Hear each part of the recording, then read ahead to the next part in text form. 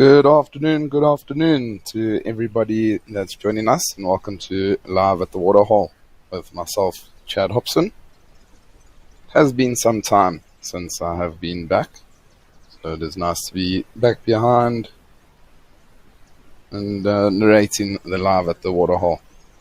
Hope everybody is having a fantastic Saturday afternoon so far, and hopefully it's just going to get a little bit better. Just a reminder to everybody that this is a live and interactive show, so please do send through your questions and comments. You can use the hashtag WildEarth on Twitter, or you can join the conversation on our YouTube channel. And if you would like to subscribe, you can do so on our website, or even download the WildEarth app on any of the app stores. We're starting out at a beautiful Tower Lodge and Madikwe with some happy and playful elephants. It seems like it. Even the waterbuck seems like it's a little bit happy, wagging his tail.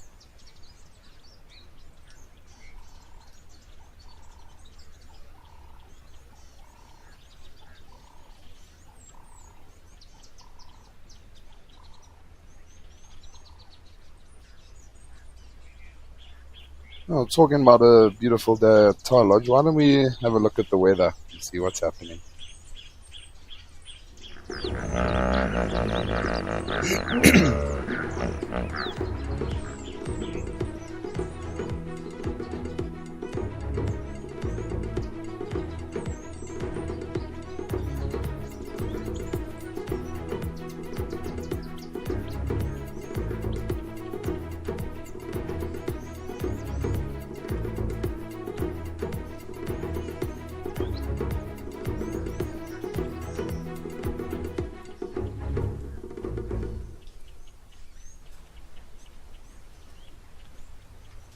So it does seem like it's going to be a good day all around. There's a couple of spots of rain in and around the country, and otherwise some sunshine and clouds.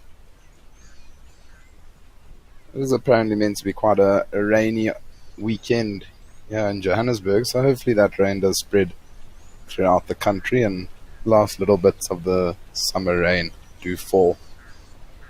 How amazing is this, though, to start the show with this beautiful large herd of elephants? And you can see the elephants here on the right hand side. They've actually had their mud bath or thrown water on themselves to cool themselves down, and now they're giving themselves a dust bath.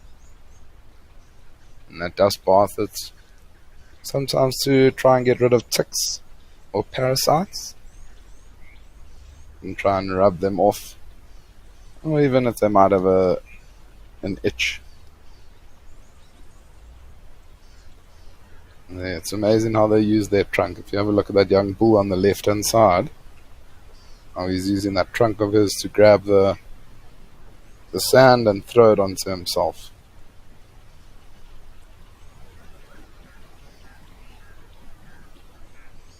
Almost looked like a little bit, thought he was going to do it again, but they sometimes will even use their tusks to dig into the sand. There he's doing it. To almost loosen the sand a little bit, and then use that sand to throw on himself. Phenomenal animals. Sandy Franklin 69 saying good afternoon, Chad. Good afternoon to you, Sandy. I hope you are having a fantastic Saturday. And what better way to start than with some elephants, a couple of little birds, black-winged stilt, and waterbuck that's just grazing on the beautiful lush green grass.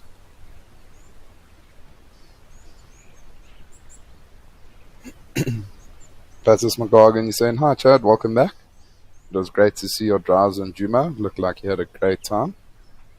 Thank you very much. I did have a unbelievable time up in Juma. I was really treated to a lot of amazing and special sightings up there. Got to meet quite a few of the special characters, and hopefully it won't be too long before I head back up to Juma for the next little while, you'll be hearing me on Live at the Waterhole.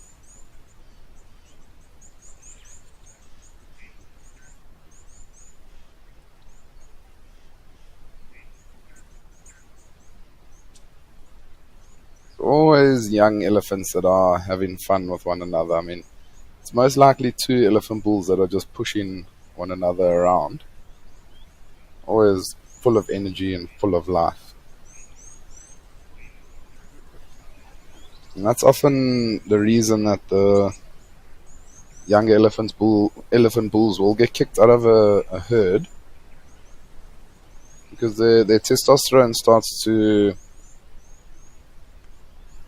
build up in their body, and they start to push and shove one another around. They start to almost try and rule the herd, and the matriarch will not like that, and she'll then often kick the younger elephant bulls out, and then they'll go and spend some time by themselves or in a little bachelor herd, trying to grow as big and strong as possible before they do enter must, where they'll then be ready to mate.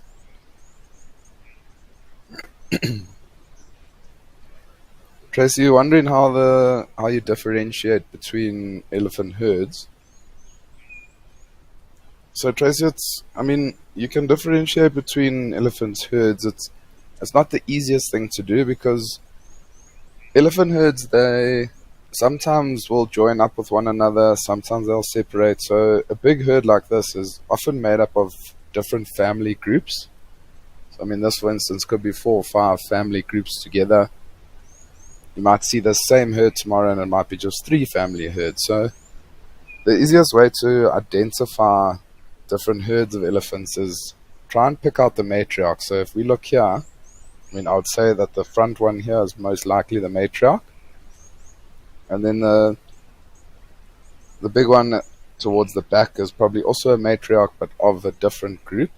And so try and identify them. So try and find anything unique on their body. So maybe like a tear in the ear, the tusks. Does one go up, one go down? Does she have one tusk? Which tusk does she have? Which areas are they spending a lot of time in? And then you'll be able to sort of identify that specific herd.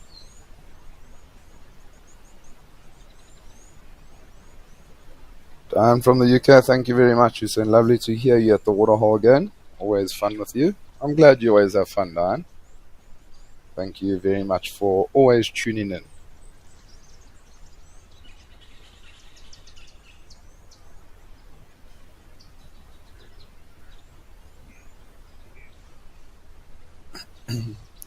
Neil666, you're saying you saw on WildEarth the show the other day at Old Donyu. You saw a massive bull elephant with the biggest tusks you've ever seen on the show. Has he got a name? So that elephant bull, Neil, is actually a very famous elephant bull. He's known as a tusker. And so what a tusker is a elephant bull that's tusks weigh more than 100 pounds, or about 45 kilograms. And so that elephant's name is 1 ton. 1 ton. If you go and Google 1 ton, it should actually be the first thing that comes up.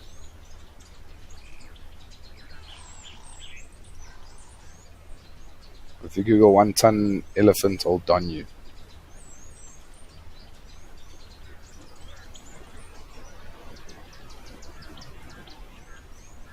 Yeah, if you go and Google that, you'll see there's lots and lots of videos of him. A beautiful elephant. I've actually seen him quite a number of times on Live at the Waterhole. It's been very, very special to spend some time with him. Those 2 young elephant bulls in the background are still fighting away.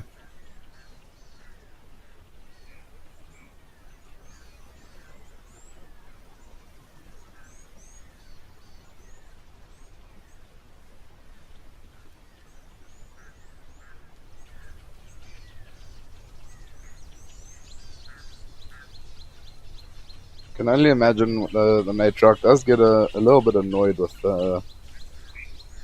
young elephant bulls. They never follow in the herd. They're always on their own mission, always causing a little bit of havoc in and amongst the herd. Oh, these two are actually going at it. Look at all the dust.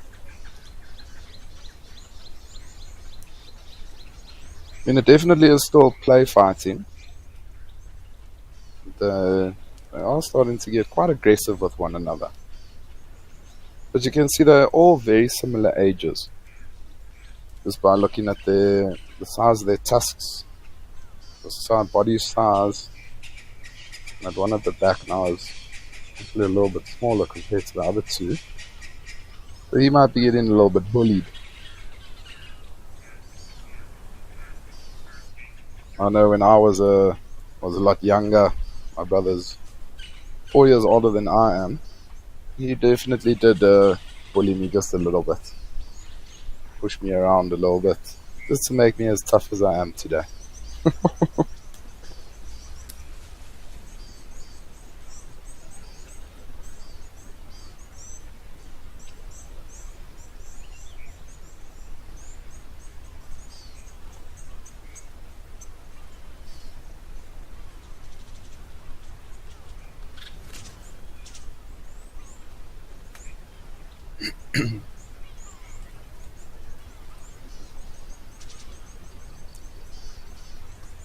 So you can see after they've had their dust bath, they're actually coming now back to the water or to the mud, where they'll throw mud on themselves, and that's a good way of cooling down. I mean, that mud is nice and cold and wet, so you can imagine when the wind does blow, it cools them down. But also, it's a good way of taking away parasites like ticks. And elephants have lots of different little folds in their skin, and even if they rub up against a tree, they're unable to get rid of all those ticks. So when that mud dries, what they'll do is they'll go up to a fallen over tree or a nice big marula tree or some rough bark, and they'll then rub up against it and take off the mud. And because that mud has then hardened on the tick, it will pull the ticks off.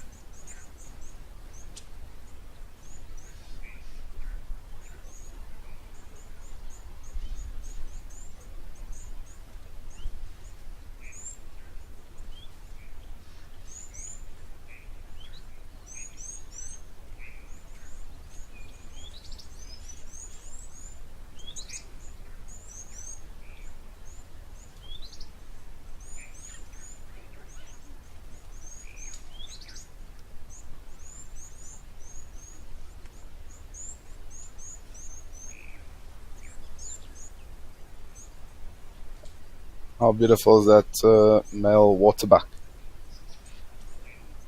Beautiful big horns, and it's amazing the way they curve a little bit forward.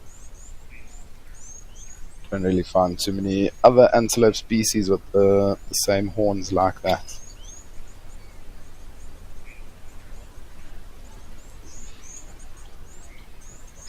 There is a sable antelope, a rare antelope that you do see, but their horns are very similar, but they sort of swapped around. Their horns curve backwards. Very similar in shape and size.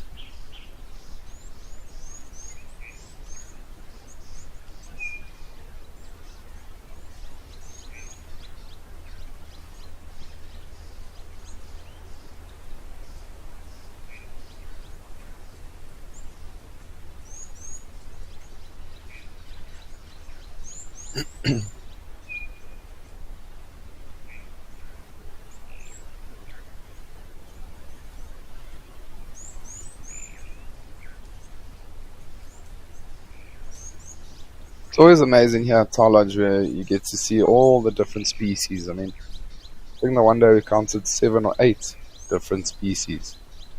Oh, that impala looks like it's almost getting stuck. Also lots of different birds. I can only imagine that the aquatic life around here also must be quite good. Because if you get lots of birds, aquatic birds, there must be lots of fish and algae and things like that.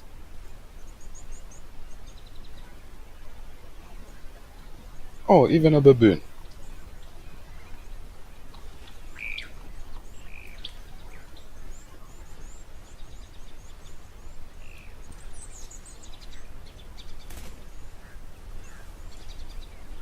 2 baboons. Maybe there's a whole troop coming.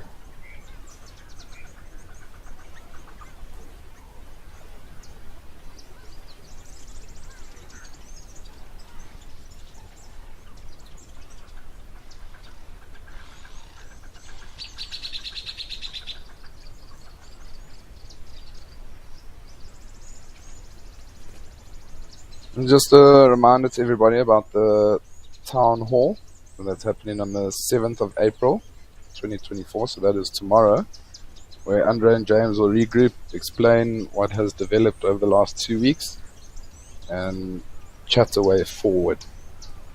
That's tomorrow night, town hall, 7th of April. I think everybody's sitting on the edge of their seat waiting to see what the verdict is.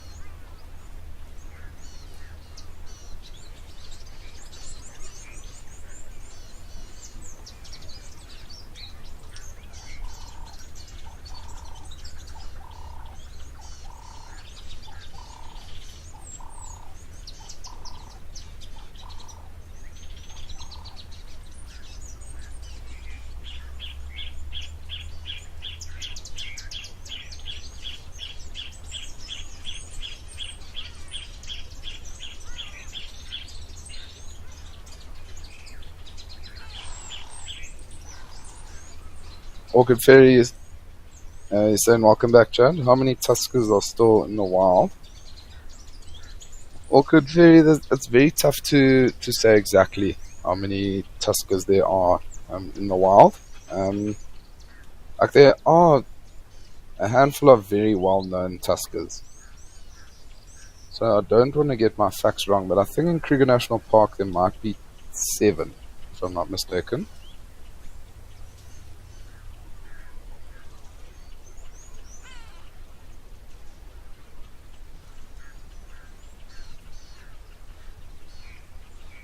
I was going to do a little bit of research quickly, and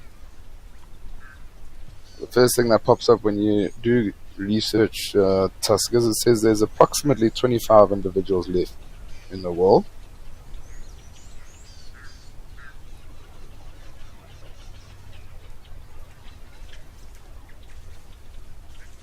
But I mean, the thing is, it's very tough to. So I mean, they say approximately because it could be more, it could be less. We don't know what's happened with a certain number of them.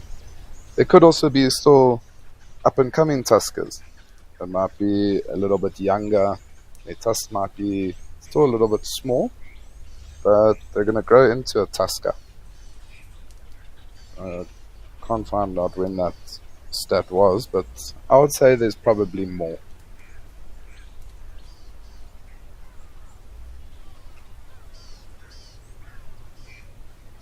You can see how these waterbuck have come now onto sort of a bit of an island. They're getting a nice fresh green grass. It's growing in the middle of the waterhole here at Tau.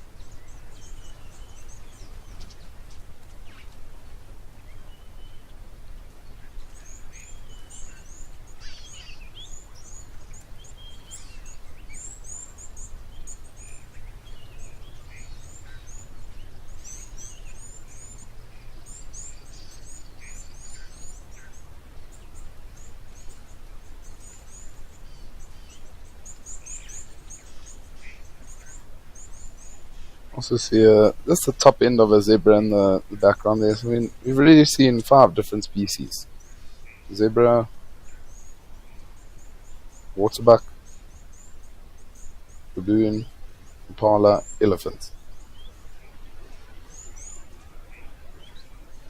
and then lots of different bird species also around this area.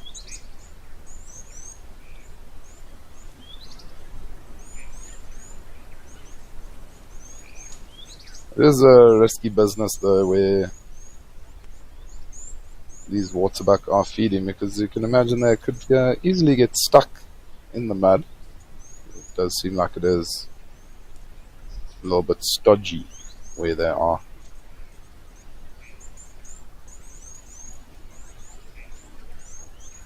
David and Charlie asking why they're wagging their tails. So, I mean, sometimes, like the wagging of tails, I can tell that like the animal's happy, or they're unfazed of everything around them. But I can only imagine that these 2 waterbucks are wagging their tails to try and get rid of the flies that are flying around by their bum. You can see like they go faster and faster at some certain points.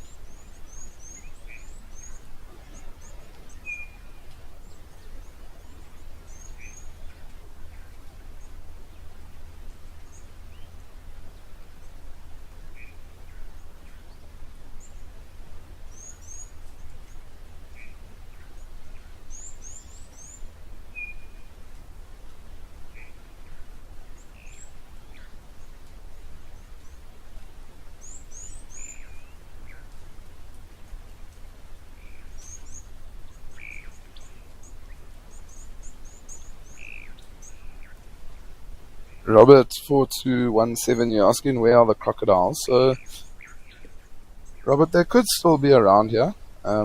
If it's a very overcast day, you don't often then see the crocodiles out the water. They'll be spending most of their day in the water. If it's then very, very sunny, you'll get to see the crocodiles outside the water, because they're sunning themselves, trying to gain as much energy before they then do start to feed. But the crocodiles could still be hiding somewhere in and amongst the grass or the reeds here. So we'll keep a lookout and see if we can find them.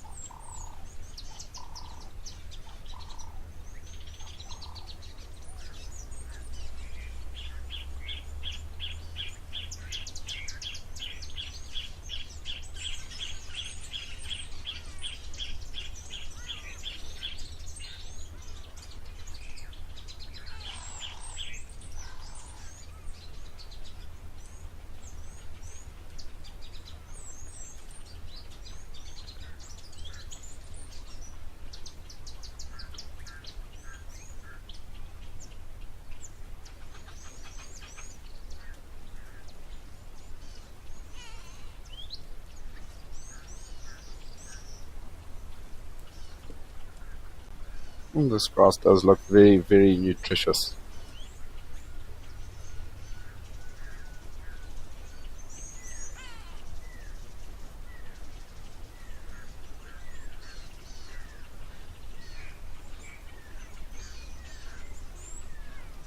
I mean, compared to all the other areas around the reserve, where the grass is already starting to dry off and die. I mean, just at the top of the screen you can see the yellow grass in the background. That's pretty much how it's going to be throughout the reserve. And if you look here, I mean, this grass looks much, much more inviting to those waterbuck.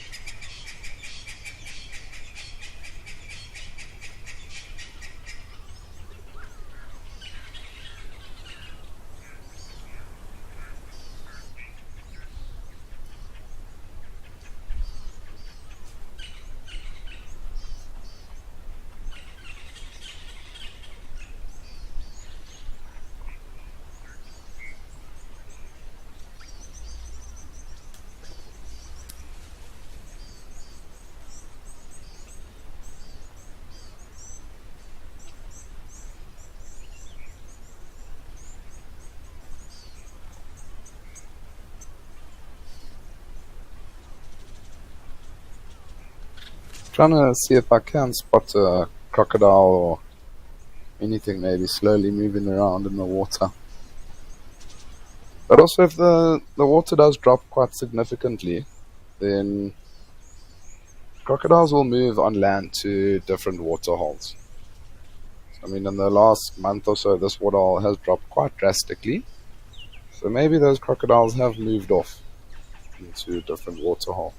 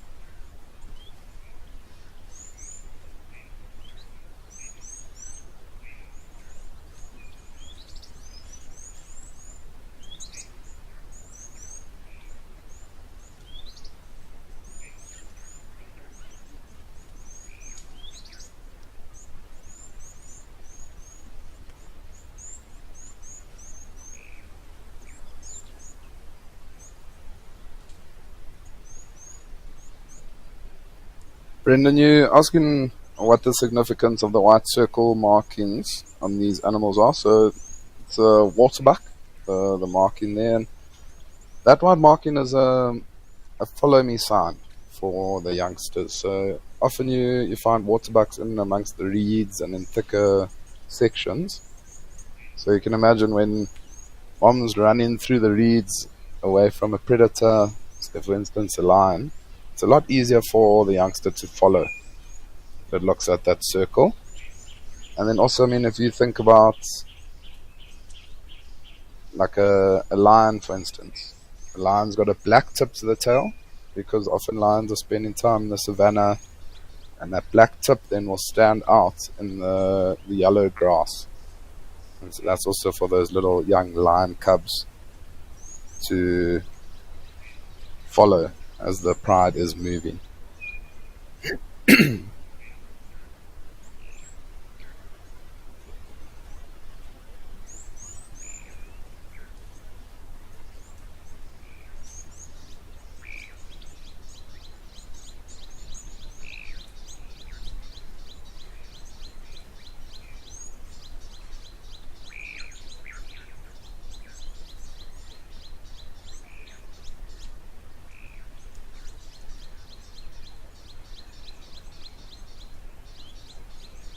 Robert, you wondering, was the barren land behind Tower Lodge cleared or part of a riverbed?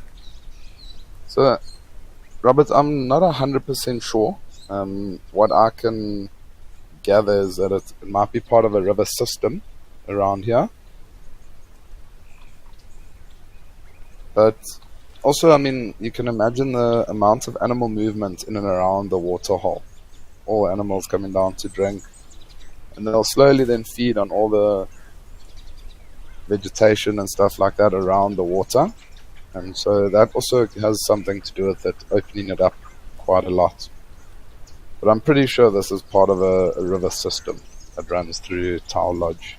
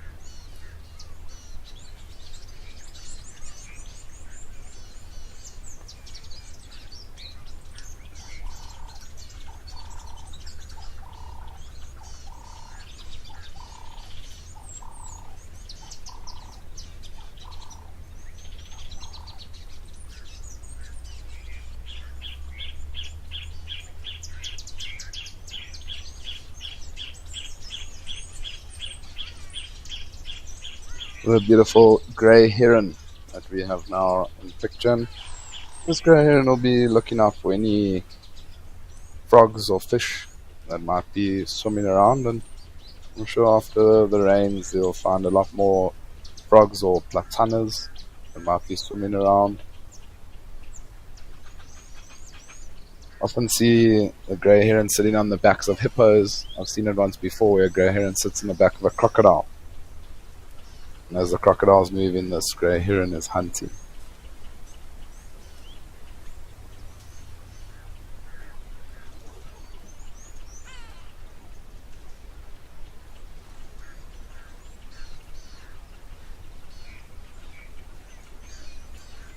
Granny Norma, you're asking, do you get hippos sometimes? I've never personally seen a hippo here at Tower Lodge, but I'm sure there is stages where you will find a hippo, especially in times where, like a male, for instance, gets kicked out of the pod, and he then has to fend for himself and find his own waterhole. This might be a nice little area. Oh, and there's a herd of wildebeest. This might be a nice area for him to come and just get away from the other pod and settle a little bit before he tries to find his own pod.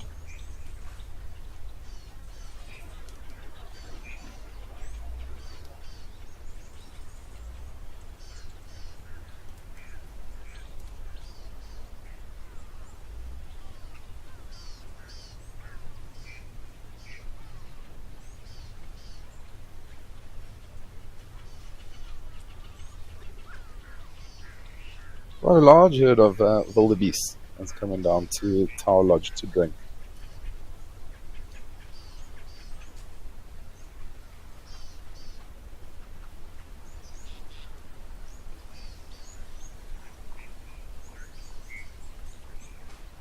Nice to still see that there are a couple of youngsters that did survive. And, I say that just because it's wildebeest, they are quite vulnerable when they are very young to lions and cheetah and even leopards. A lot of them do get taken out at a young age.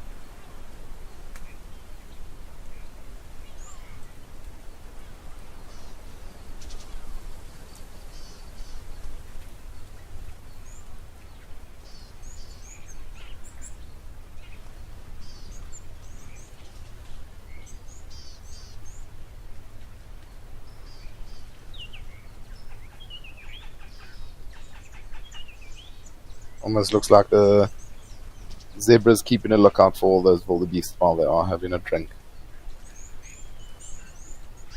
You'll often see zebras and wildebeest moving together through different areas, coming down to the water to drink together. They do often spend time in and around the same areas because they're feeding on the same grasses. But you'll often find that the zebras feed on the tops of the grasses, or the inflorescence, as we call it, like the seeds. And the wildebeest, they actually often will feed right at the bottom and often pulling out the roots of the grass while they are feeding. So you certainly don't want to have too many wildebeest.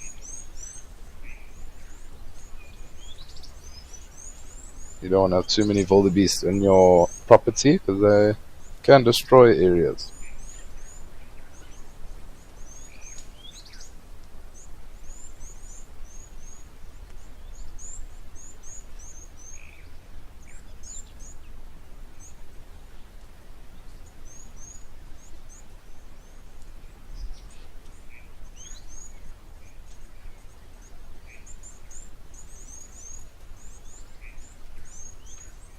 Yeah, we've had the beautiful time here at Tower Lodge, but why don't we head over to a different location, see what's happening.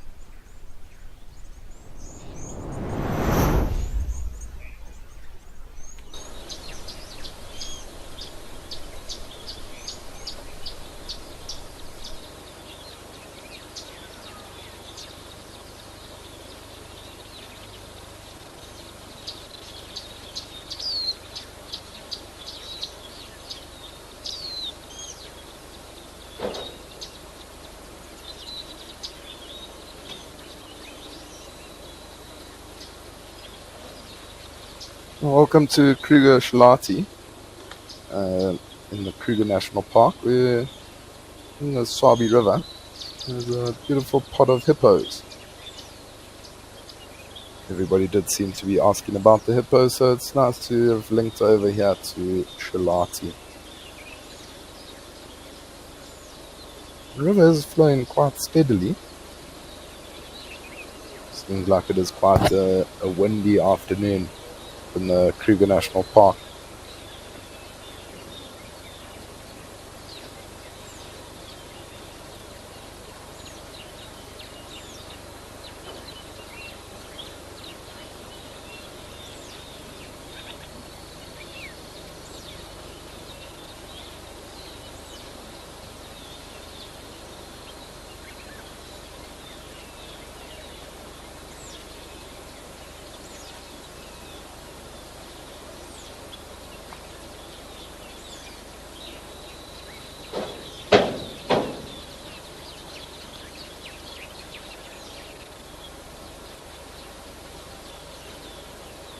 And you can see that one on the right hand side is standing there. So, I mean, this river won't be too deep. And you'll often find hippos, they spend time in the more shallow parts of the rivers and waterholes, because I mean all of them will now just be lying on the bottom. That one obviously standing, but now is lying down. These hippos, they are unable to float, so they can't float in the water. They sink.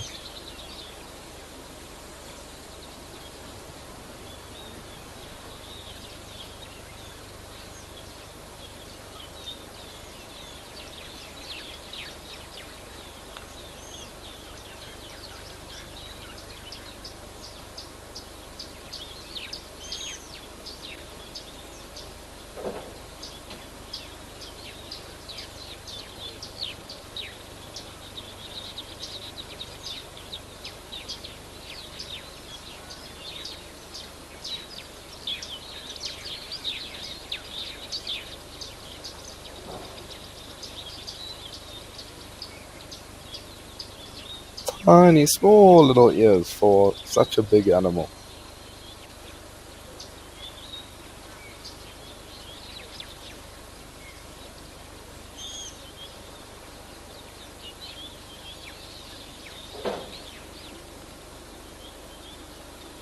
And these hippos, the reason they've got such small ears is that they don't really use their hearing too much.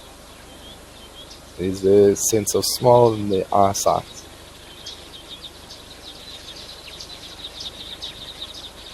The sense of smell, I would say, is probably their best.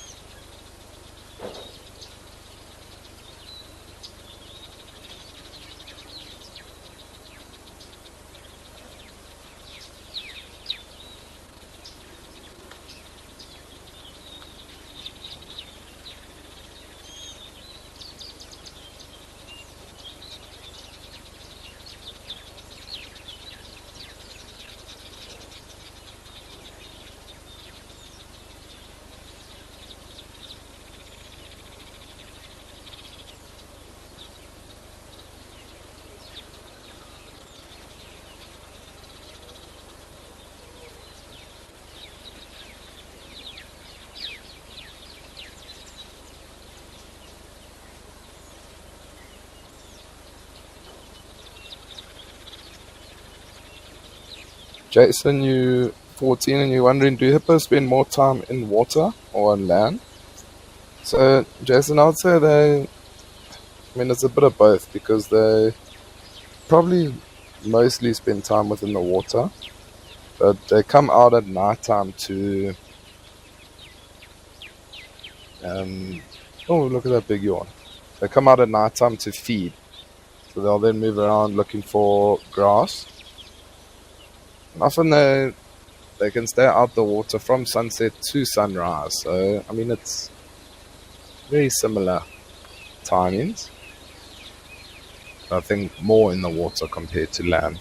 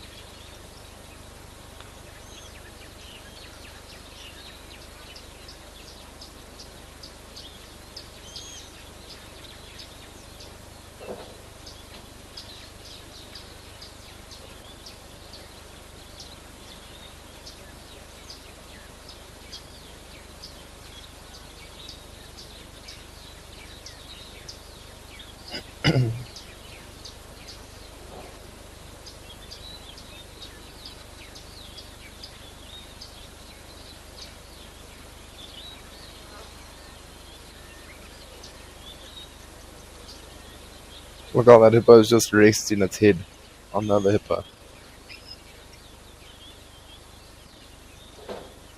It's quite nice if it does do that because then it doesn't have to constantly come up, take a breath, go down, sleep, come up. Even though they do that subconsciously, it's not a thing that they have to wake up and remember, okay, let me go up, breathe, come back down. But if they're leaning up against something, they can just sleep nice and peacefully.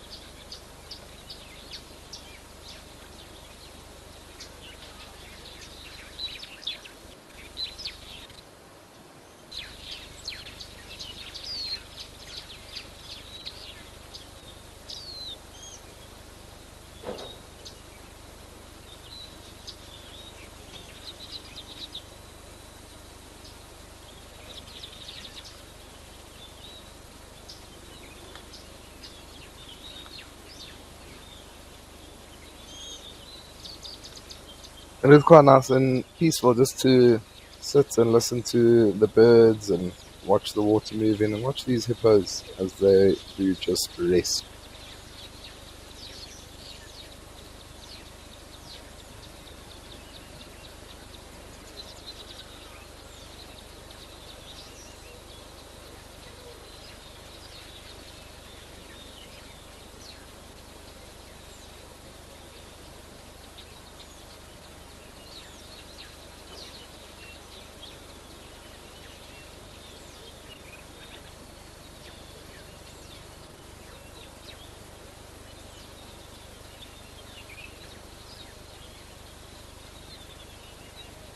Tim, so you're asking if hippos sink in water, can they swim across a deep lake, for example?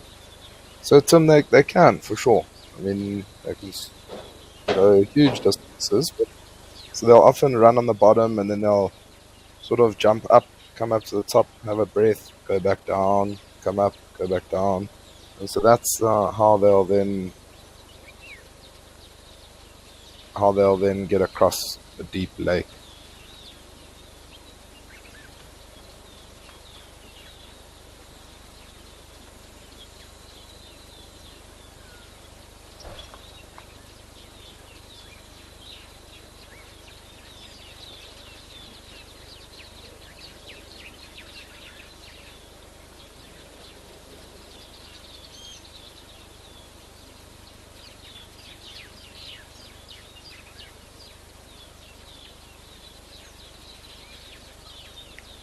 We're gonna stay within the rivers, but I think let's leave these hippos to rest. Let's head over to the Olifants River.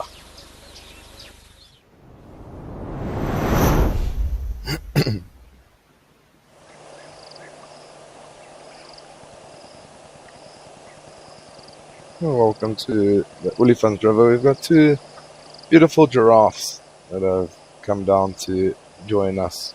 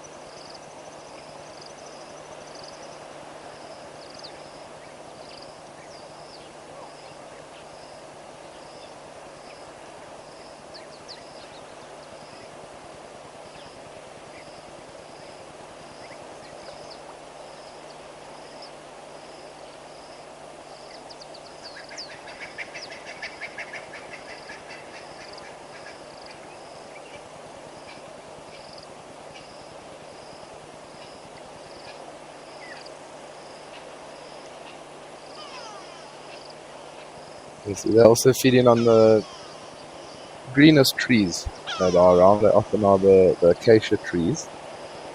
Very small, tiny little leaves. They're the most nutritious tree that they can feed on. And often people think, sure, well, how are they feeding on those thorns? The giraffes, their tongue is very rubberized. Also, they produce a lot of saliva. So when the giraffe does feed on a thorny tree, the saliva and that rubberized tongue don't get caught on the thorns. They almost glide over the thorns.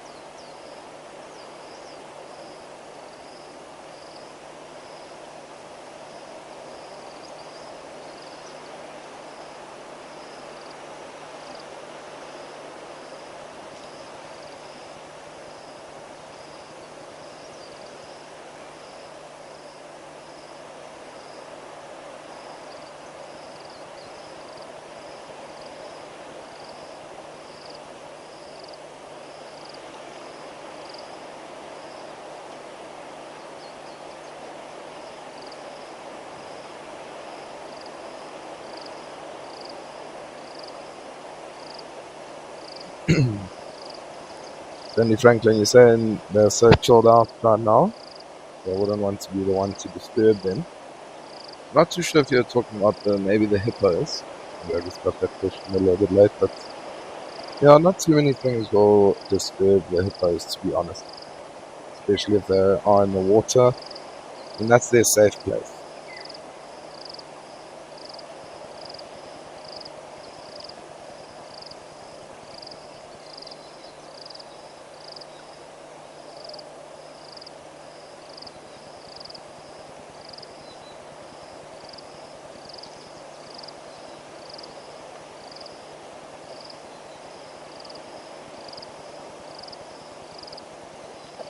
Beautiful colorations on these giraffes.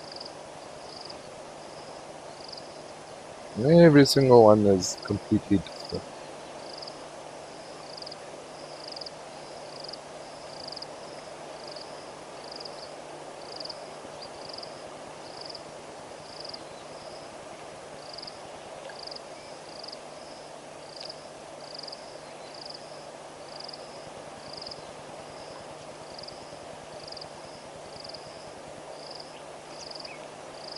Beautiful to listen to the sound of the river in the background. And if you've had a tough week, this is quite nice and relaxing to just sit back and enjoy the sounds of nature and what these two beautiful giraffes just feed and back to the elephants river.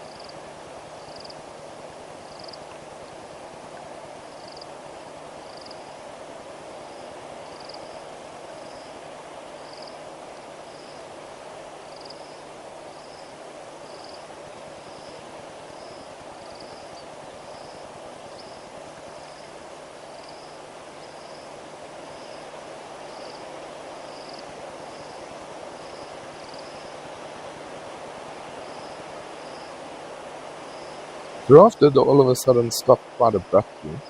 The other giraffes feeding.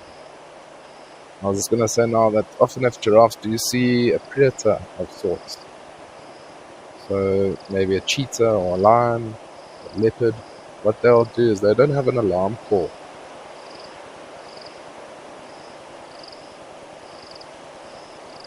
And because they don't have that alarm call, they'll actually just stare at whatever the predator is.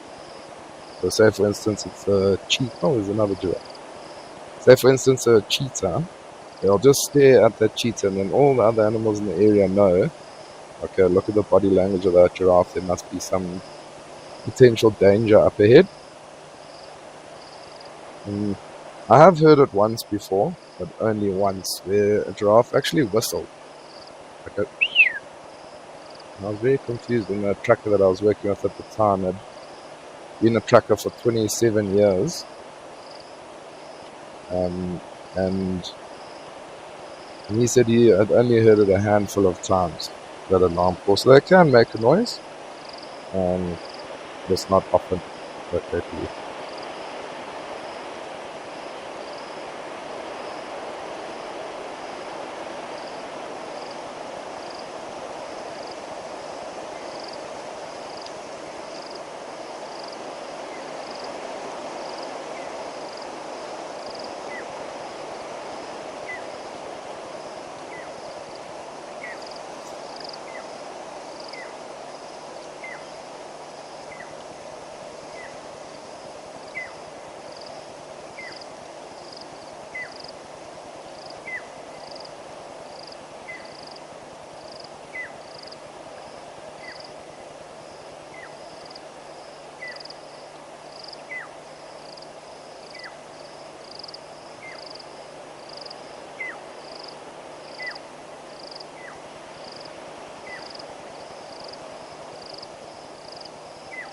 The beautiful big sycamore fig tree that this giraffe's about to walk under.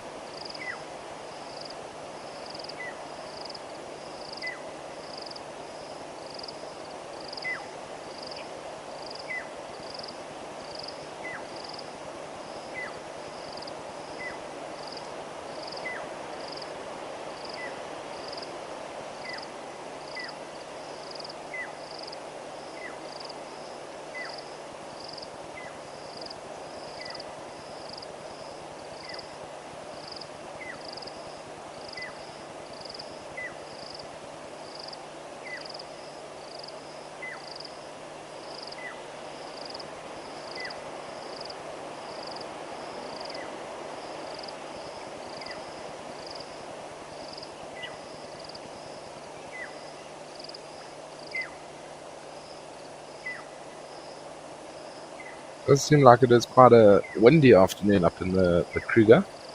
But as that giraffe does wander off, why don't we leave the Olifant River and head over to Rosie's Pan? See what's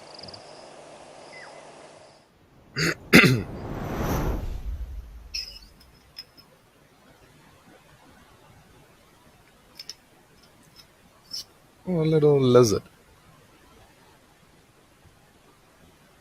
And sunning itself.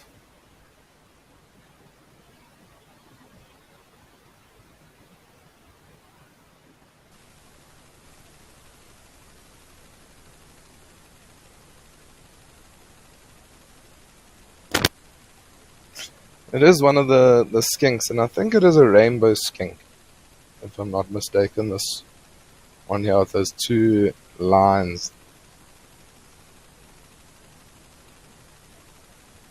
Often the most common one that you do see all over the show.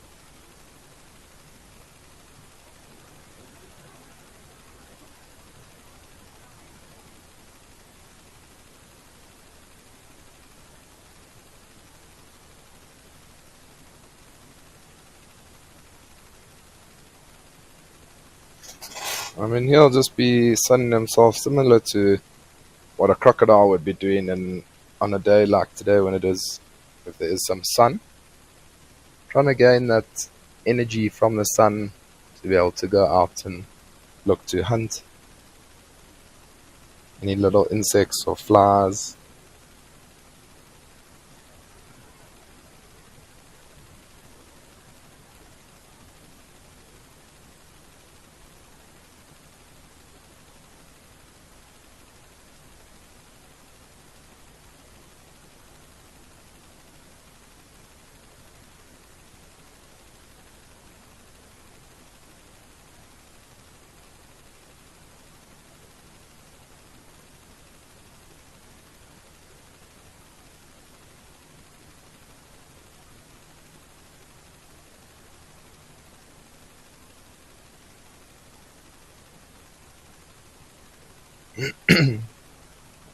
Rochelle, you asking me, or saying, hi Chad, what's your favorite aspect of the bush? Birds, insects, mammals.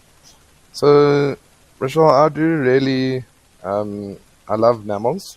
I love the bigger mammals and specifically animal behavior. Like I just love sitting there and watching animals interact with one another.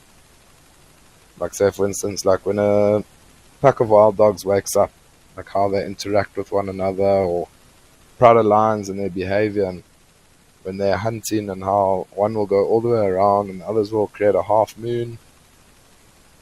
And yeah, that's what I really, really do enjoy about the bush. And then I enjoy interactions between also different animals like hyenas and wild dogs having to go at one another, leopards, wild dogs, sorry, leopards, hyenas. I do enjoy all the aspects, but those are the my favorite aspects.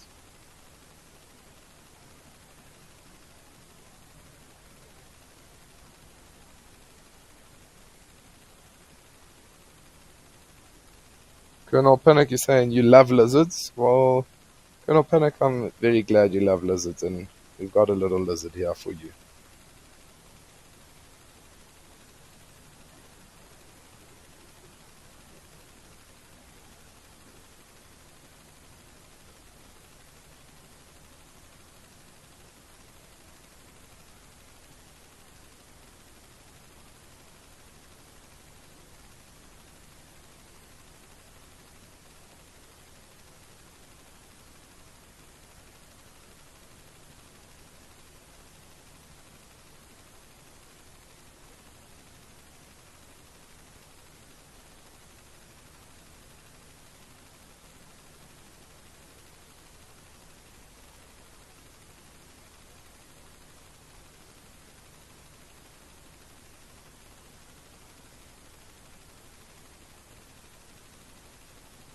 No, I don't think this lizard is going anywhere right now, so why don't we leave Rosie's plan and head over to Old Donyu, see what's happening.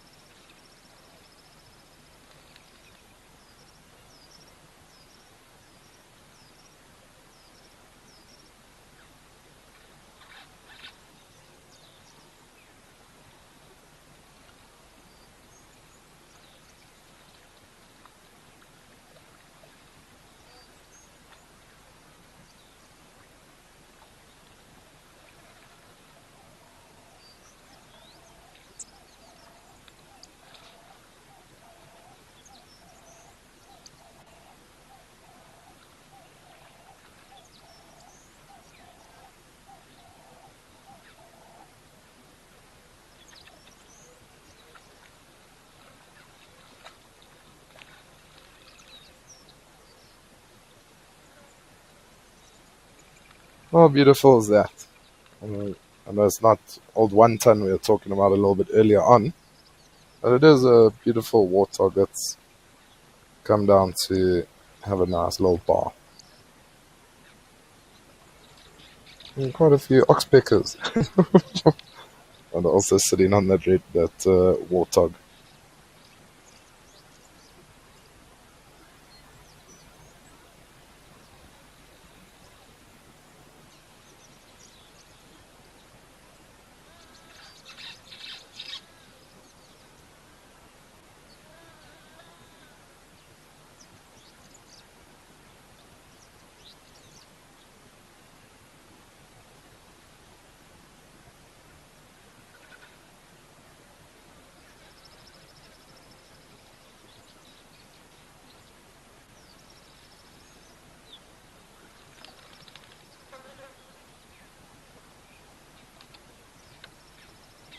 Always lots of life of small little things happening here around Old Donyu.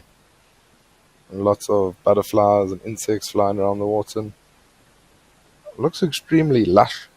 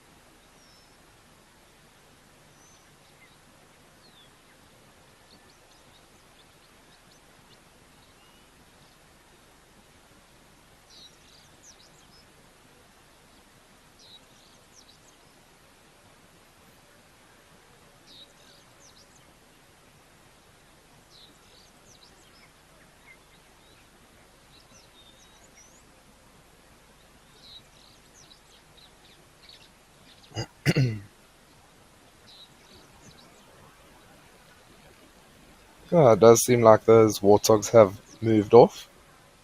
Not too much else happening around here. So why don't we head back over to Tower Lodge where there was lots happening a little bit earlier.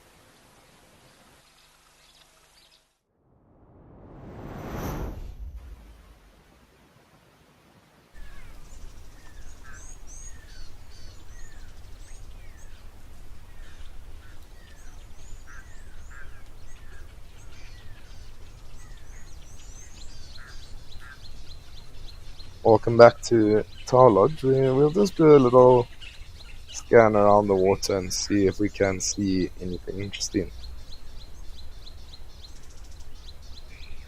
Okay, the wildebeest is still there.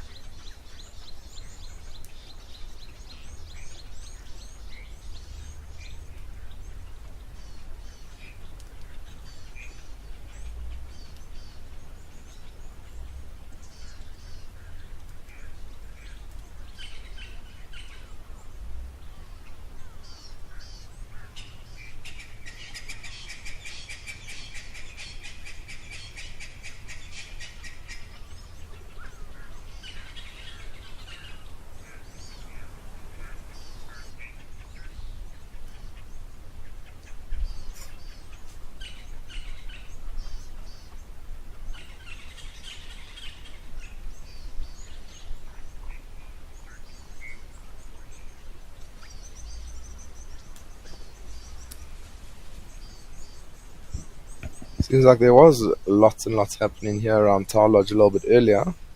It does seem like it is a little bit quieter now.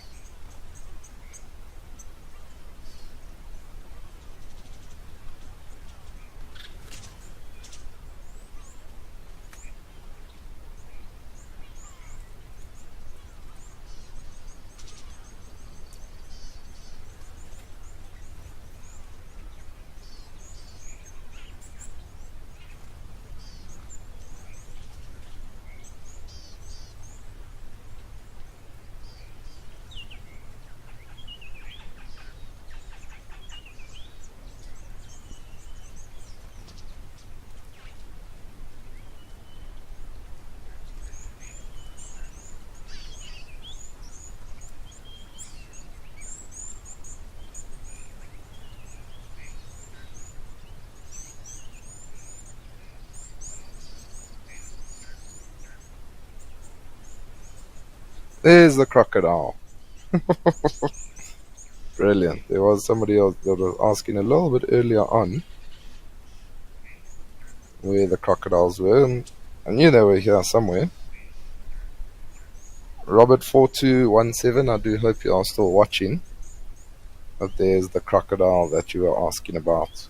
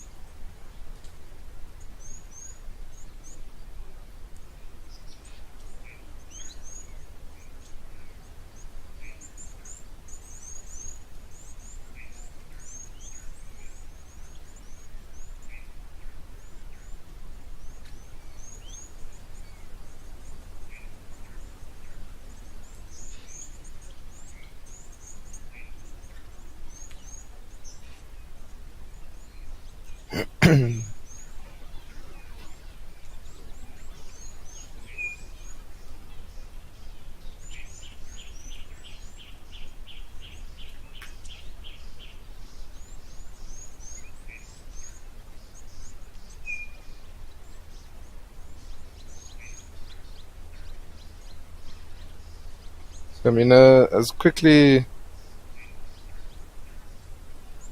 as you see the crocodile, it just disappears. Now I literally can't see where it's gone. It's probably lying there somewhere in the grass.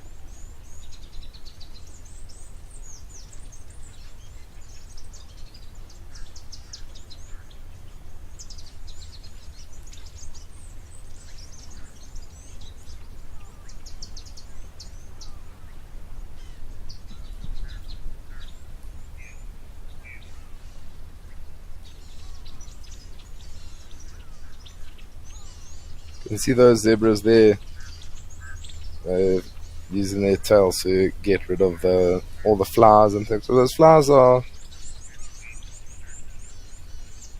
trying to lay their larvae in the nice soft parts of the zebra and around the bum. That's an area where they often like to attract to.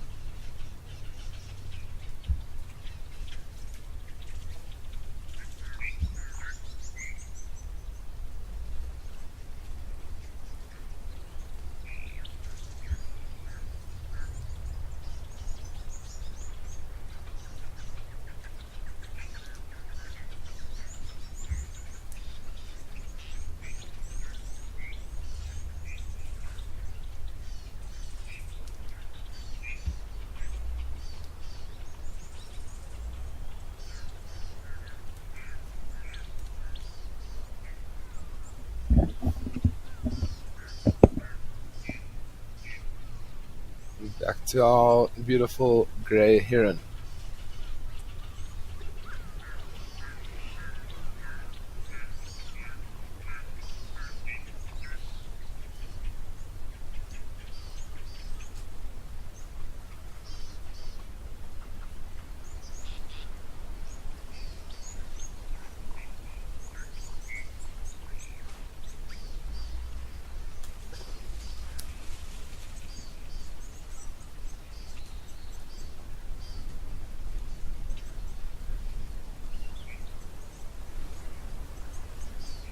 Beautiful to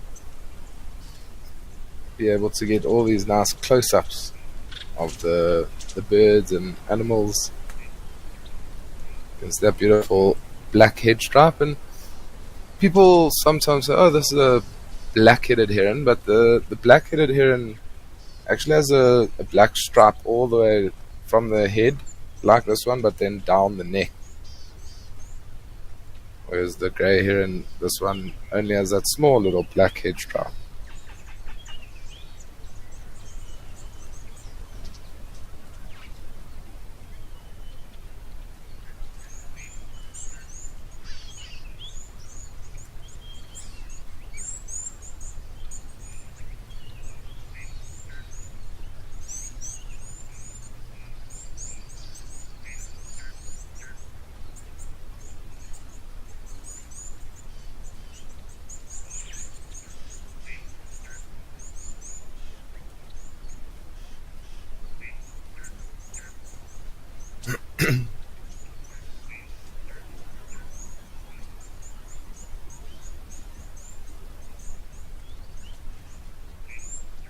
You see it's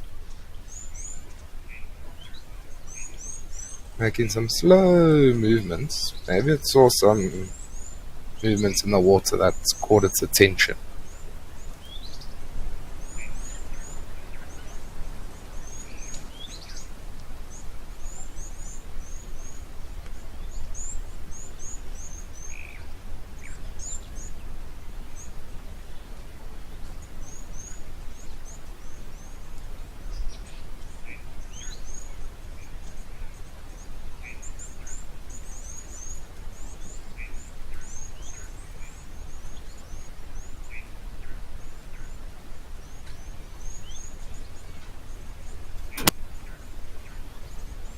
It would be amazing to see a kill live at the waterhole, even if it's just a grey heron killing a fish.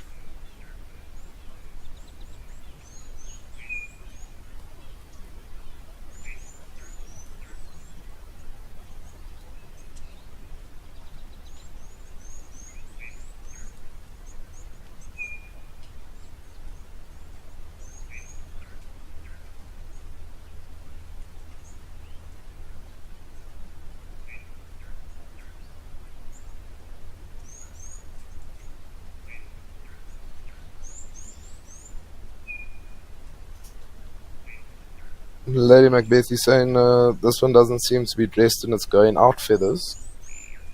Maybe he's just having a relaxed Saturday afternoon at home. That's why it hasn't dressed up.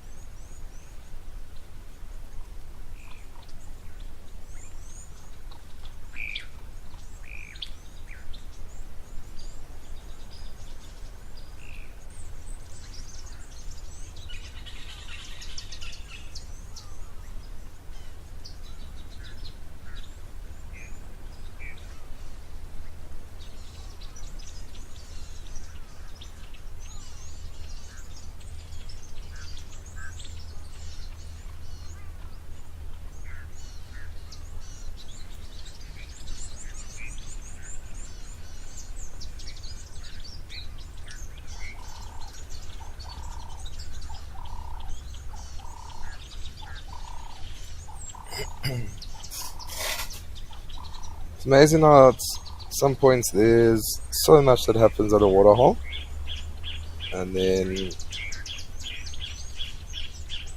sometimes it's just quiet.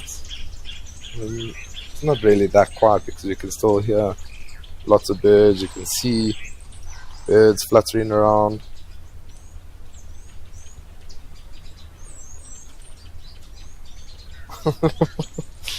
Hey, 40, you're saying, hi Chad, must seen you on live drives. Am I still wearing those lucky sandals? I'm unfortunately not wearing those lucky sandals right now, hey, 40. Those lucky sandals are in my cupboard, but maybe tomorrow, Sunday's live at the Waterhole, I'll put those lucky sandals on for everybody.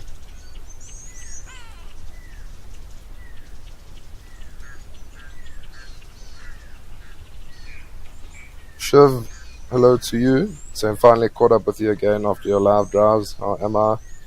Any news when you'll be back on live safari? So, Shiv, there's no... How beautiful is that yellow-billed stork? Shiv, I don't have any updates just yet when I'll be back on live safaris, but as soon as I do, I will let you all know. And yeah, been good, thank you. Just took some time off over the Easter weekend. I was away with some friends down in the Midlands in KZN, beautiful part of the country. And then, yeah, I got back to Johannesburg on Wednesday. I've just been spending some time with friends and family.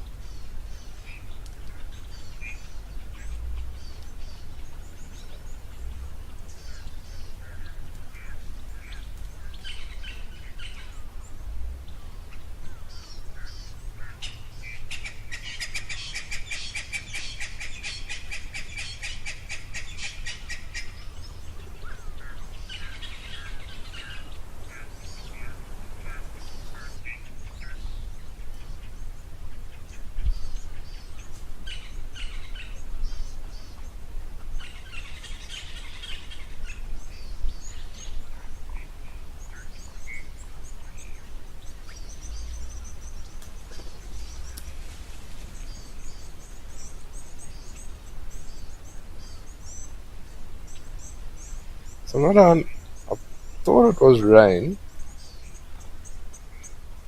It might be rain. It might just be the insects. I think it's just the insects that are on top of the water.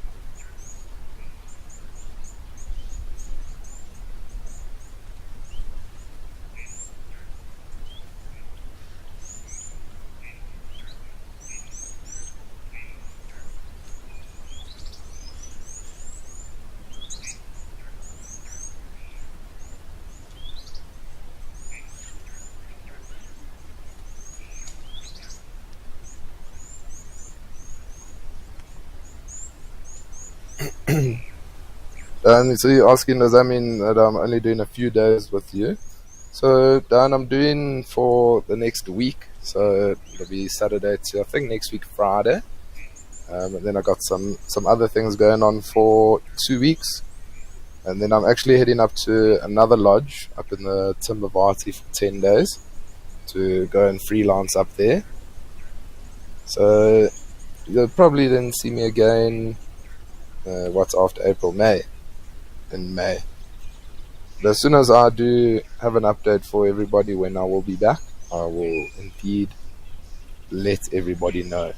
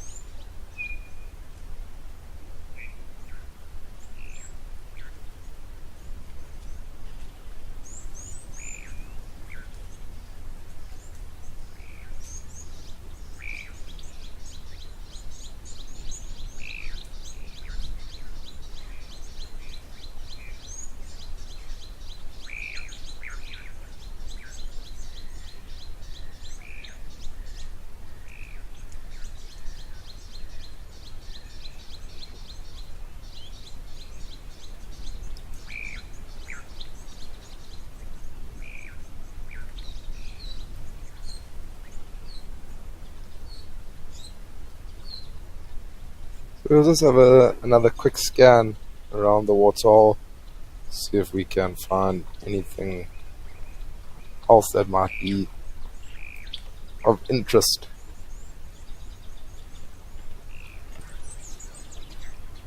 A couple of helmeted guinea fowls, and have also maybe come down to the water, and there's a black winged stilt.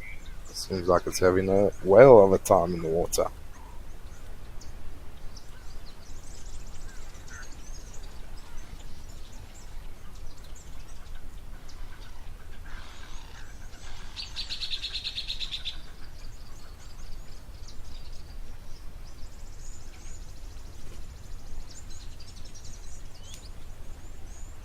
Beautiful close-up of the helmeted guinea fowls, and beautiful colors. I mean, that there's blue and red on the head.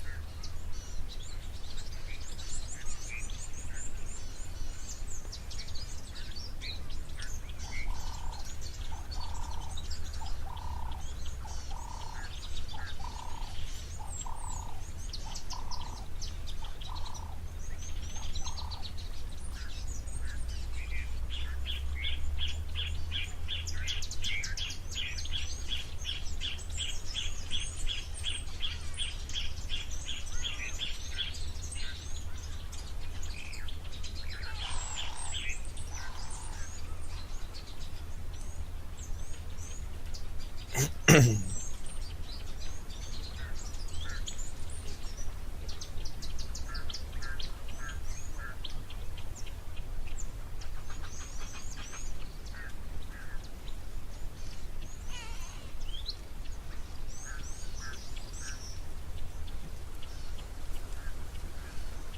can see these guinea fowls also having the best time feeding there. And when these guinea fowls, I'll be feeding on anything like grass seeds, seedlings, little leaves, fruits.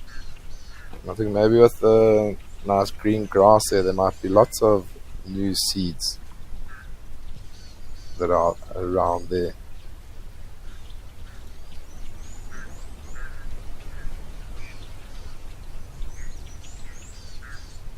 Rachel, Amy asking if crocodiles catch birds. They do indeed. So I mean, sometimes crocodiles will catch birds. Actually, the other day, when was it? Last week. When Tuesday. Sorry, trying to get my days all in order. A beautiful big kudu bull. So last week, Tuesday, I actually had two crocodiles fighting over a vulture that was up at Victoria Falls, which was quite incredible. So, I mean, there's the proof in the pudding that they do catch birds sometimes. Rasimala, hello to you. Saying it's great to hear my voice. Thank you. I'm glad you're happy to hear my voice once again.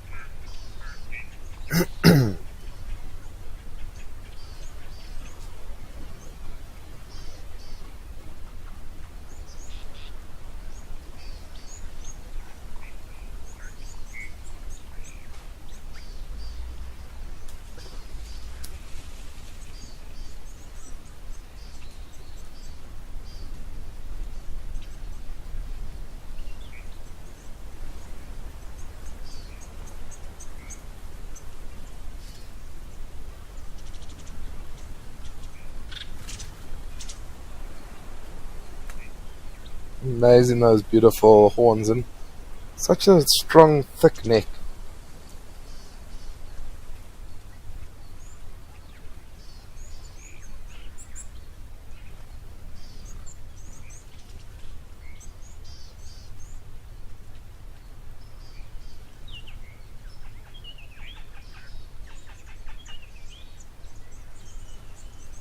Sandra Neela is saying that we saw one with Taylor get a bird.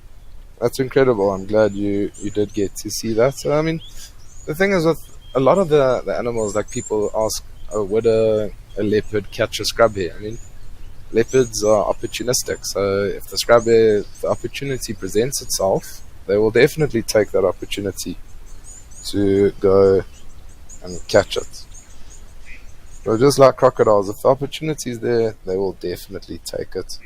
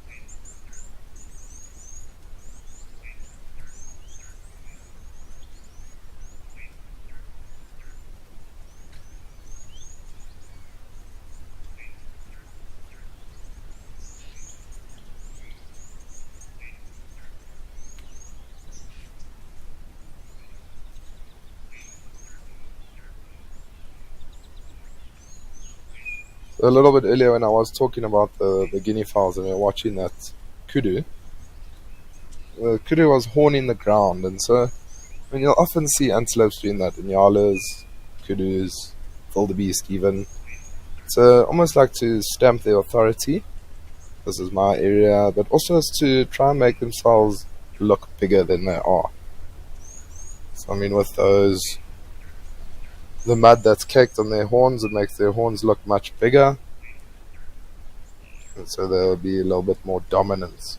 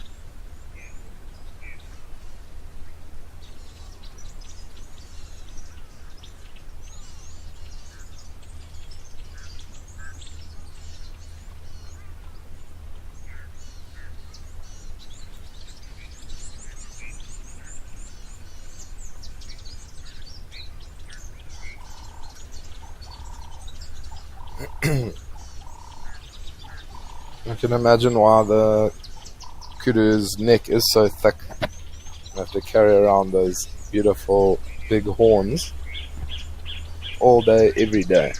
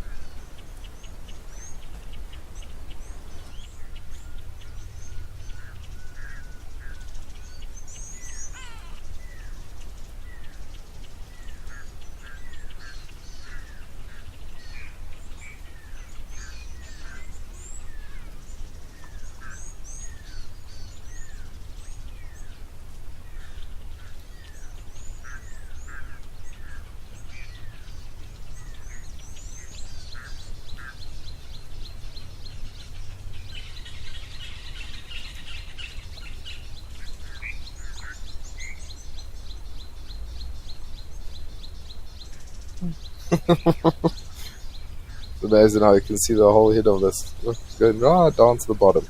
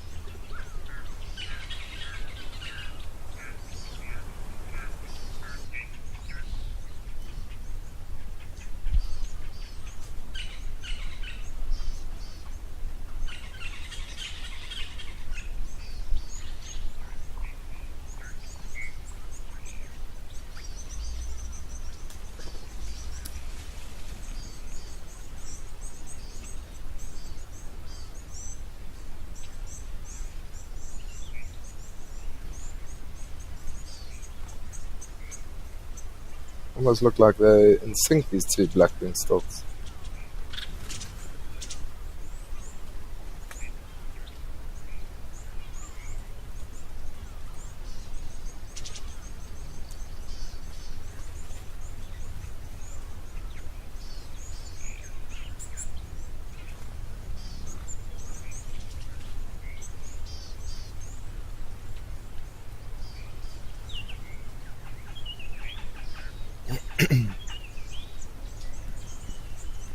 Hey, Forty, asking if I ever had a close encounter with a crocodile. Hmm. That's a very good question. I was trying to think. I know there was a time where I went up to Botswana and we were fishing along the Chobe River, and we didn't see the crocodile, but while we were walking along, the crocodile started to come out. It wasn't too close, but other than that, I can't really say that I've been too close to a crocodile or had a close encounter.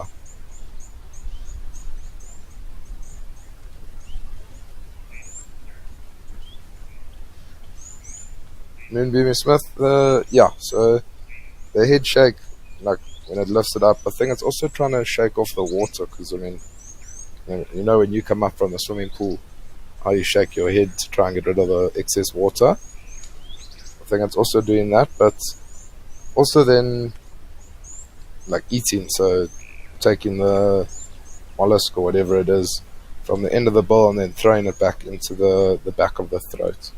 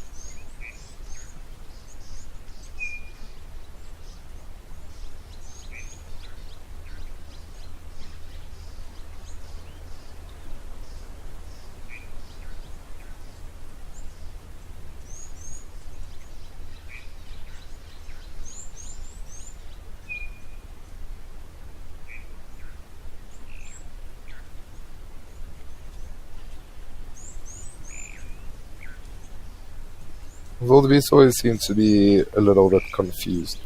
Oh, if one runs, then they all run.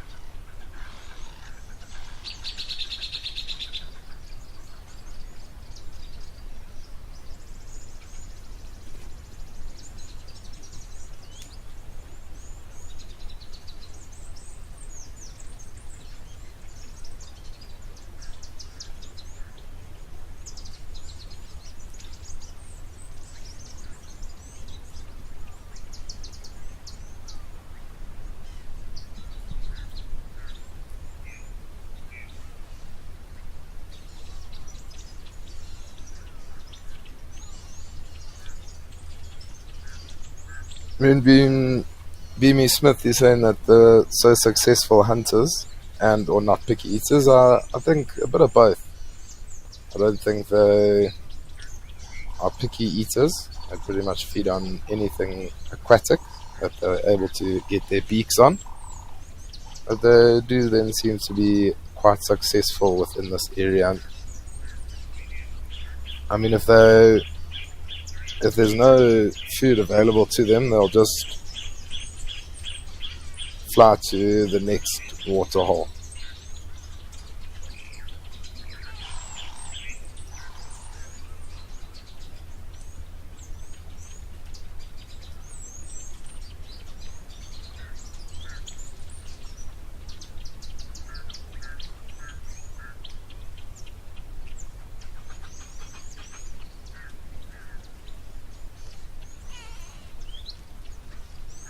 Yeah, I think we've watched these blackwing stilts feed quite some time. Why don't we head on over to Aldonyu and see what's happening?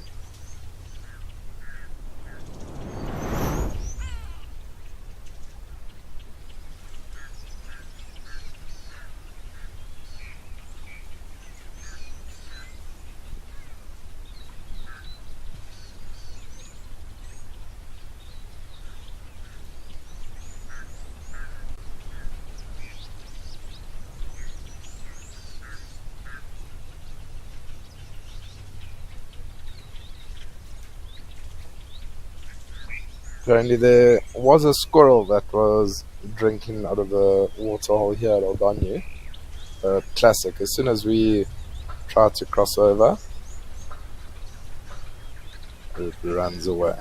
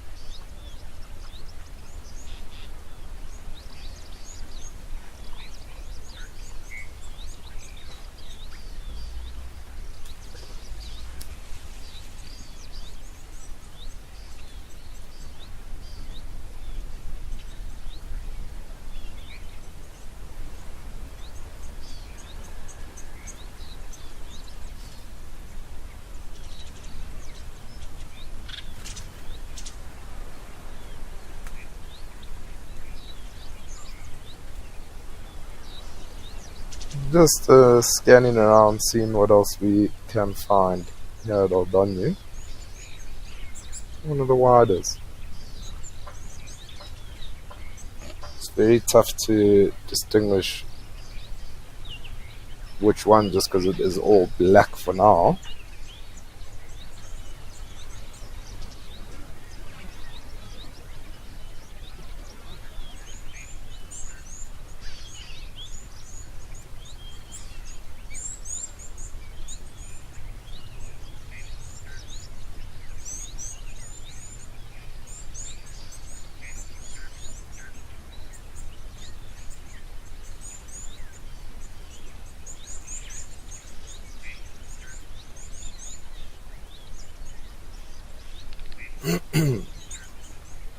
It's a classic birds. They don't spend too much time when they are around.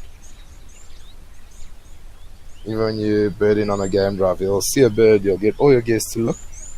As soon as you lift up your binoculars, poof, bird's gone. Can be sometimes quite frustrating. But that is just the way the cookie crumbles, I guess.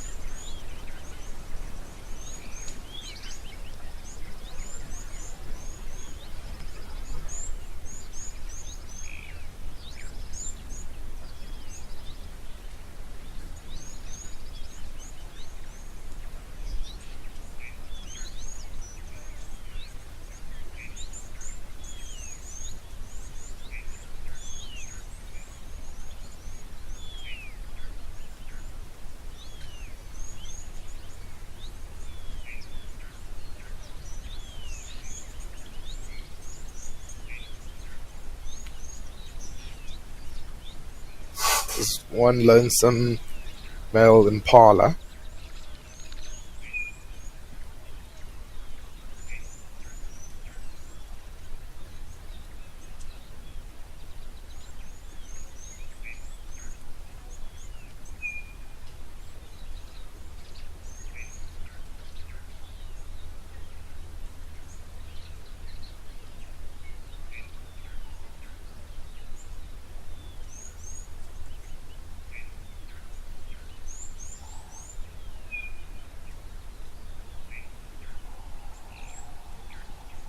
And it is also coming up to the rutting season, or the rutting season should actually already have started.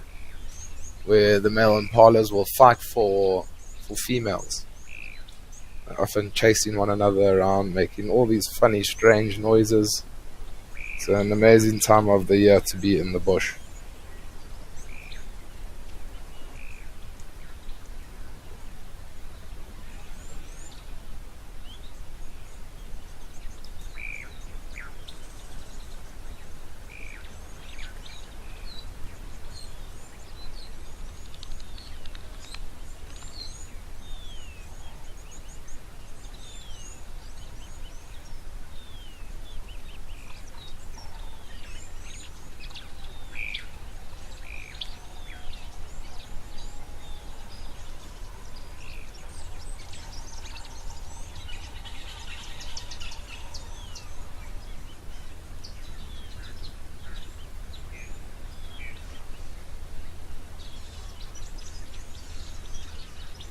It's a beautiful setting here at Old Donyu.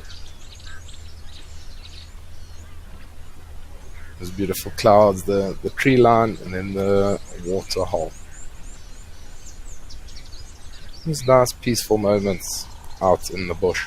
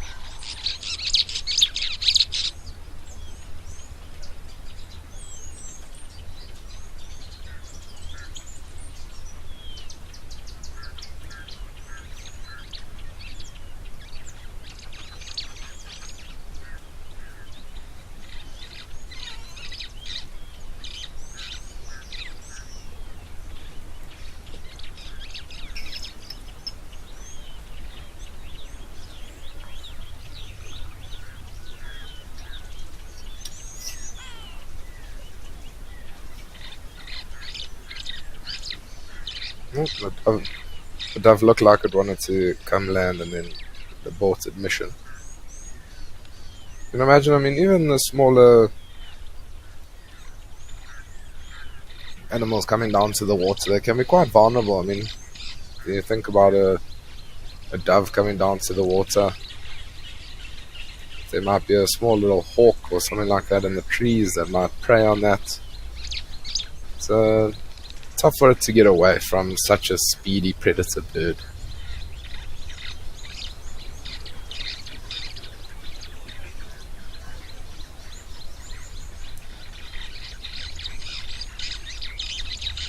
The ring-necked dove.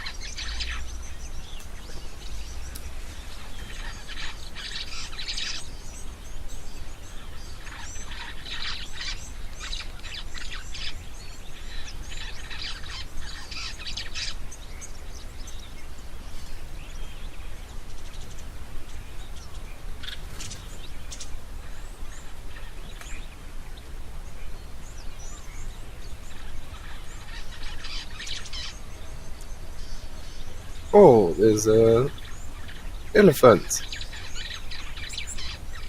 Thought it was. I just saw the ear at first, and I thought, oof, maybe we're in luck with 1 ton.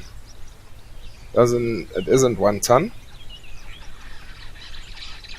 but it is still a beautiful big elephant bull that's come down to drink.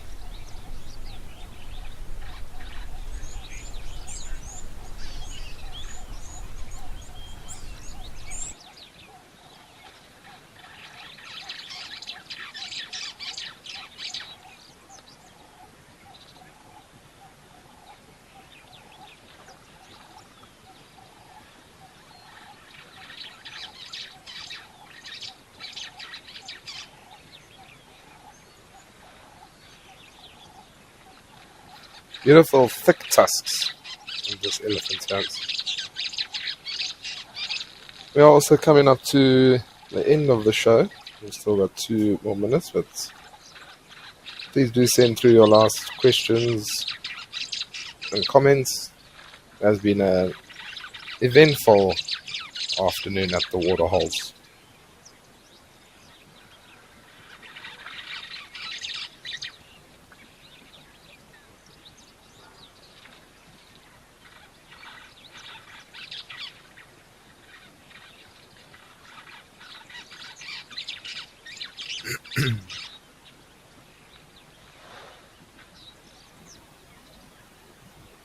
This here's one, his tusk, so if we're looking at him in the front, his right tusk or his left tusk actually cracked or broken off right at the end. And you'll often find older elephant bulls, their tusks will often be chipped, and I mean that's from fighting other elephants for females and dominancy, or even using the tusks to feed on a marilla tree.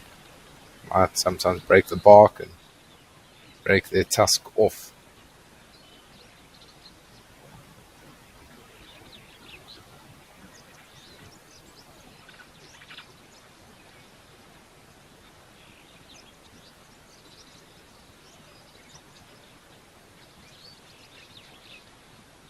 Well, I think as this elephant bull does walk away, it's perfect timing. We're going to be wrapping up the show, and I hope everybody has had a fantastic afternoon with me and the rest of the WildEarth team.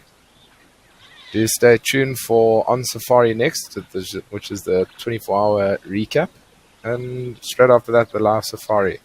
But thanks so much, everybody, and have a fantastic Saturday further, and I will see you same time, same place tomorrow.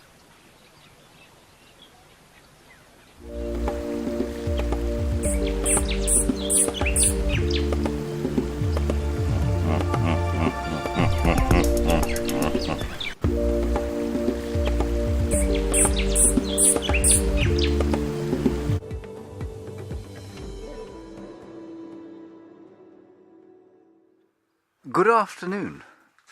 It's a cold, no it's not, it's a warm, yet cloudy afternoon here at Djuma. I am in my tent, my happy place, and this is On Safari.